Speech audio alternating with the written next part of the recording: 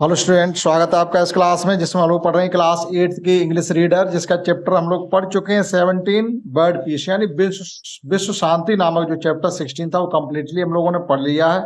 आज करने वाले हैं इसकी एक्सरसाइज, क्योंकि सभी चैप्टर विद एक्सरसाइज भी कर रहे हैं, मतलब जिनमें एक्सरसाइज कराने लायक ठीक ठाक होती है उनकी सबकी हमने आपको एक्सरसाइज भी समझाई। आइए समझते हैं इसकी एक्सरसाइज के क्वेश्चन आंसर और कुछ ग्रामर के क्वेश्चन। तो इसकी एक्सरसाइज में हमको ए से लेकर के ई तक क्वेश्चन आंसर गिवन है। आंसर द फॉलोइंग क्वेश्चन, दिए गए क्वेश्चंस के आप आंसर दीजिएगा।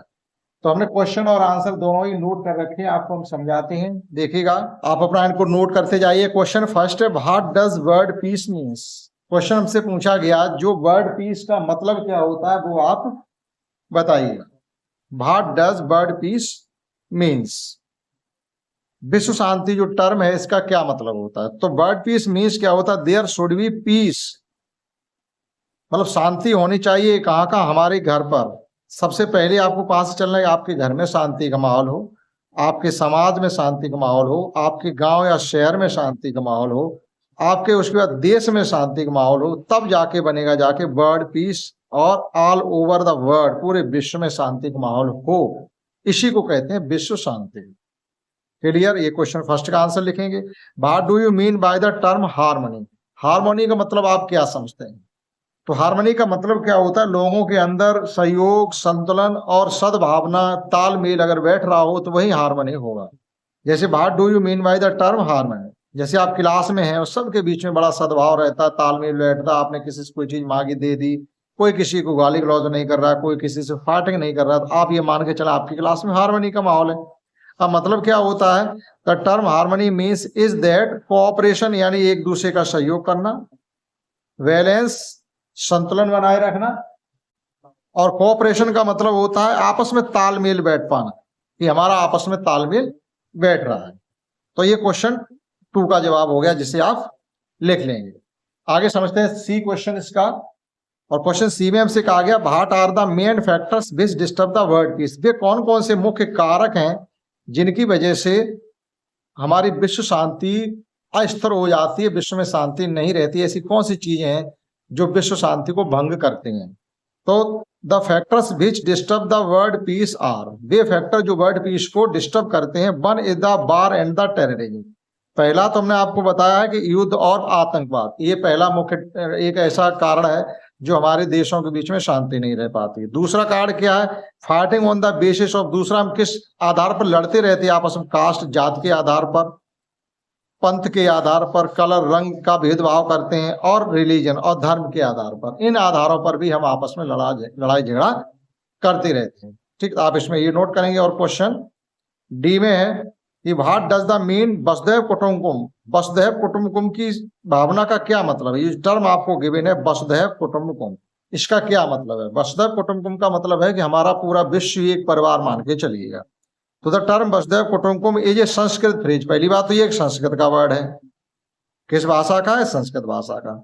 विच मीन्स इज दैट, जिसका मतलब क्या होता है, अर्थ है पृथ्वी, या द वर्ल्ड इज फैमिली, या आप ये मान के चलिए पूरा विश्व ही परिवार है।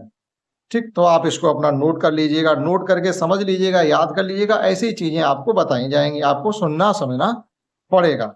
और इसी प्रकार से समझते हैं इसका लास्ट क्वेश्चन डी क्या है। डी तो ये हो गया। ई देखिएगा, तो ई में हमसे पूछा गया what can do in order to keep peace in our surround. अब हमें क्या करना चाहिए जिसकी वजह से, सराउंडिंग का मतलब होता है हमारा परिवेश, जिस परिवेश में हम रहते हैं वहां हम चारों तरफ शांति का माहौल कैसे बना पाए। तो ये तो हमारी स्वयं की जिम्मेदारी होती है, हमें शांति बना के रखनी है, या आपस में झगड़ा लड़ाई करते रहना। Peace in our surrounding means है we should maintain peace in our home. हम अपने घर पर शांति का माहौल रखें, स्कूल में शांति का माहौल रखें, वर्किंग प्लेस मतलब जहां हम काम कर रहे हैं वहां शांति का माहौल रखें, प्ले ग्राउंड खेल रहे हैं वहां हम शांति का माहौल रखें। तो जहां पर भी हम वर्क कर रहे हैं, खड़े हैं, बैठे, वहां बड़ा आपस में सद्भाव से रहें। तो सीधी सी बात है, हमारे सराउंडिंग यानी हम जहां रह रहे हैं हमारे चारों तरफ शांति का माहौल रहेगा।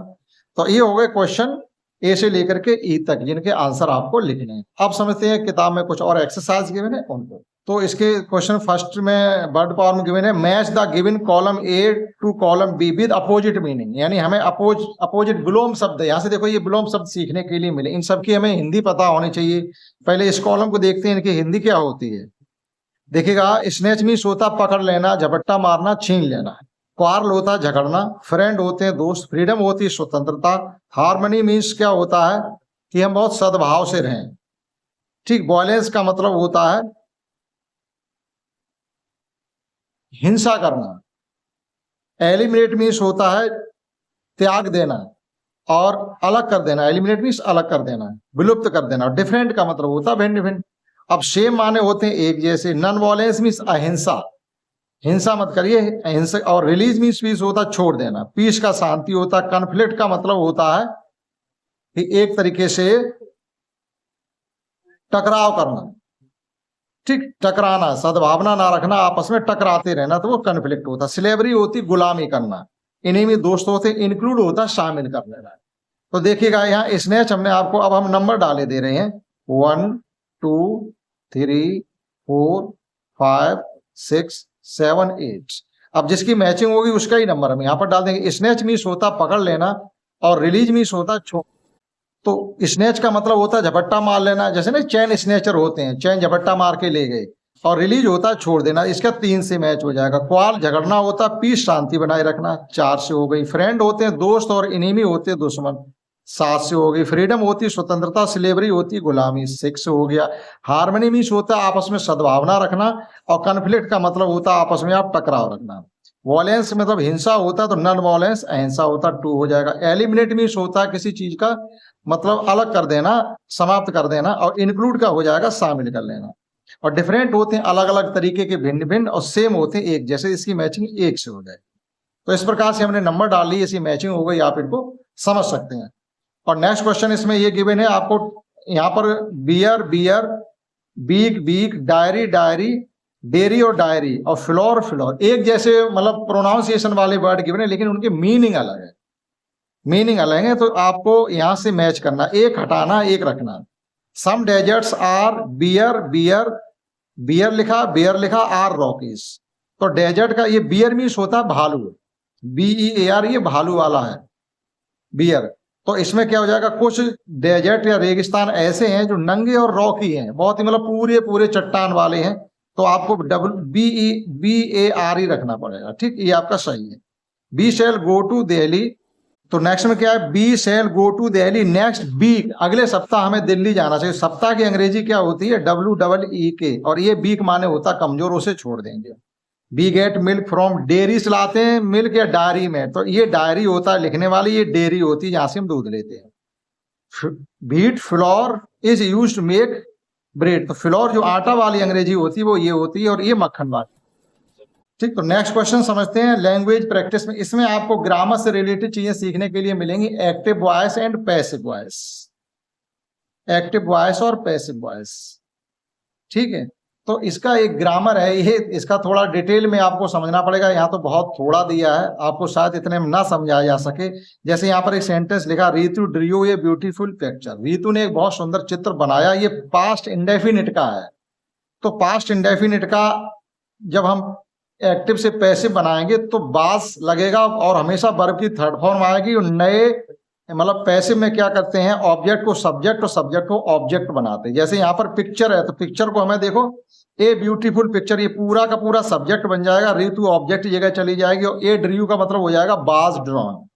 सेकंड थर्ड फॉर्म हमेशा लगती है एक्टिव से पैसिव बनाने के लिए, तो इसको आपको बड़ा डिटेल में समझना पड़ेगा। तो ए ब्यूटीफुल पिक्चर तो पूरा हमने पहले लिख दिया। अब ये प्रेजेंट इंडेफिनिट का है, तो एक तरीके से कुल मिला के ये प्रेजेंट पास्ट इंडेफिनिट का है, तो पास्ट कंटिन्यूस में चला जाएगा, या बाज भर का यूज होगा, आप ऐसे मान के चलिएगा। वर्ब भी थर्ड फॉर्म लगी, तो ये ब्यूटीफुल पिक्चर एक ही है, तो बाज ड्रॉन बाई, और नए सब ऑब्जेक्ट से पहले बाई का यूज होगा। तो यू ब्यूटीफुल पिक्चर बाज ड्रॉन बाई ऋतु। और भी देखो यहाँ पर एग्जाम्पल हमको गिवन है, जैसे सतीश गाइडेड मी, सतीश ने मुझे गाइड किया, ये भी पास्ट इंडेफिनिट का है। तो इसकी जब पैसेज बनाई थी, मी का हो जाएगा आई, इसको सब्जेक्ट बनाना, क्योंकि मी तो ऑब्जेक्ट होता है, और मी का सब्जेक्ट बनाओगे तो आई लगेगा। तो I was guided by Satish, ये आपको करके दिखाए जा रहे हैं। I was guided by Satish. A village woman is making comb. अब देखिएगा ये प्रेजेंट कंटिन्यूस का है, तो ये किस में चला जाएगा, पास्ट कंटिन्यूस में चला जाएगा। ठीक है, नहीं, प्रेजेंट कंटिन्यूस में है तो प्रेजेंट कंटिन्यूस का जब पैसे बनाएंगे तो बीइंग का प्रयोग और लगेगा, बीइंग और सब वर्ब की थर्ड फॉर्म नए ऑब्जेक्ट से पहले बाय का प्रयोग होगा। तो यहाँ पर क्या है, कॉम्स, तो कॉम्स आर बीइंग मेड, तो इसका हो जाएगा आर, तो combs are being made by a village women. देखो यहाँ पर ए विलेज वोमेन है तो बाई ए विलेज वोमेन कर दिया। तीजन बाई हैज संग, तीजन बाई ने संग मैनी पांडवानी सॉन्ग, ये पांडवानी सॉन्ग लिखे, बहुत से पांडवानी सॉन्ग गाए हैं, तो मैनी पांडवानी सॉन्ग्स, ठीक, तो हैव बीन हो जाएगा इसका, हैज लिखा हुआ तो हैज का हैव बीन, यानी नए सब्जेक्ट क्या है, नया सब्जेक्ट हमारा देखो प्लूरल में है तो हैज ना लग करके वैसे हैज बीन हैव बीन होगा, लेकिन है क्या इसमें सॉन्ग्स है तो उसके लिए हैव बीन संग बाई, नया है नए ऑब्जेक्ट से पहले बाई लगाएंगे, ठीक। तो many Pandavani songs have been sung by Teejan Bai. The bill never hurt you, अब देखो यहाँ क्या हो जाएगा, यू का यू आ जाएगा, यू विल नेवर बी, आपका बी का यूज और हो जाएगा, you will never be hurt by bills. तो ये तो यहाँ पर एग्जाम्पल दिए गए, अब कुछ सेंटेंस आपको करने के लिए दिए गए, केवल आपको वो और करने हैं, देखिएगा। अब यहाँ पर दिया गया my mother rights detective story, मेरी माँ डिटेक्टिव स्टोरी लिखती हैं, तो डिटेक्टिव स्टोरी आपका नया सब्जेक्ट बन जाएगा। डिटेक्टिव स्टोरी और प्रेजेंट इंडेफिनिट का है तो आर या इज का प्रयोग होगा इसमें, तो और वर्ब की थर्ड फॉर्म ही हमेशा लगेगी सभी में, ये कॉमन सी बात। तो आर रिटन किसके द्वारा लिखेंगे, मेरी माँ के द्वारा, तो वो कह रहे हैं आर रिटन का यूज करिए। अब the teacher are the children are flying kites लिखा हुआ है, तो काइट्स यहाँ पर आपका नया सब्जेक्ट बनेगा, तो हम लिखेंगे काइट्स, ये भी आपका काय का, ये पास्ट प्रेजेंट कंटिन्यूस का है, तो आर बीइंग हो जाएगा, आर बीइंग फ्लोन, तो पतंगें उड़ाई गई किसके द्वारा, उड़ाई जा रही थी किसके द्वारा, by the children.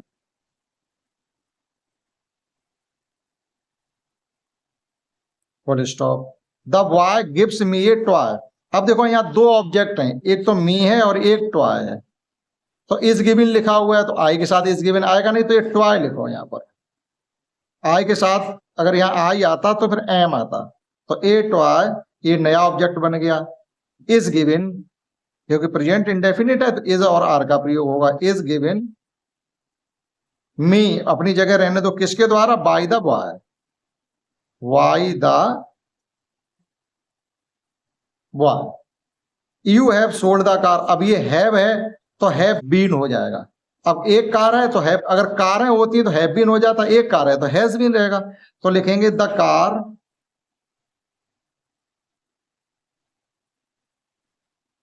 Has been sold by, you का यू ही रहेगा, इतना बनाना है इसको।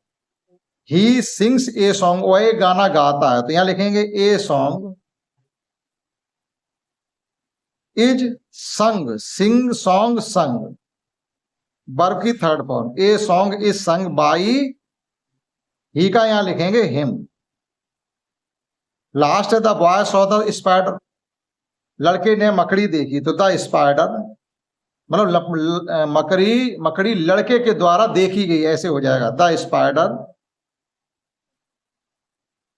ये पास्ट इंडेफिनिट का है तो आपको वाज लगाना पड़ेगा, वाज, वर्ब की थर्ड फॉर्म हो जाएगी seen, the spider was seen किसके द्वारा देखी गई, बाय द